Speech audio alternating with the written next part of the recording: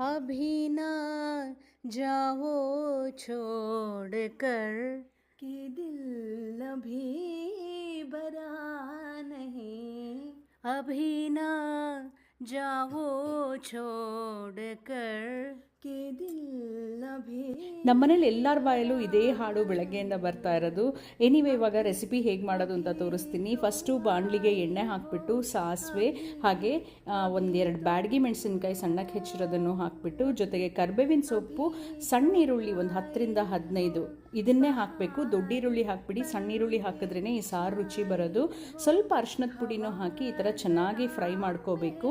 ನಂತರ ಒಂದು ಟೊಮ್ಯಾಟೊ ಸಣ್ಣಕ್ಕೆ ಹೆಚ್ಚಿರೋದನ್ನು ಹಾಕಿ ಮತ್ತೆ ಫ್ರೈ ಮಾಡಿ ಕಾಕಿ ಸೊಪ್ಪು ಒಂದು ಹಿಡಿ ಆಗೋಷ್ಟನ್ನು ಹಾಕಿಬಿಟ್ಟು ಈ ಥರ 2ರಿಂದ 3 ನಿಮಿಷ ಹುರಿದು 2 ಕಪ್ ಆಗೋಷ್ಟು ನೀರು ಹಾಕ್ಕೊಳ್ಳಿ. ನಂತರ ಸ್ವಲ್ಪ ಉಪ್ಪನ್ನು ಹಾಕಿ ನೋಡಿಕೊಂಡು ಬೇಕಿದ್ರೆ ಮತ್ತೆ ಒಂದು ಅರ್ಧ ಕಪ್ ನೀರು ಹಾಕಿ ಚೆನ್ನಾಗಿ ಕುದಿಸಿ ಹುರಿದು ಪುಡಿ ಮಾಡಿರೋ ಜೀರಿಗೆನೂ ಹಾಕಿ ಮತ್ತೆ ಮಿಕ್ಸ್ ಮಾಡಿ ಸ್ಟವ್ ಆಫ್ ಮಾಡಿಬಿಡಿ.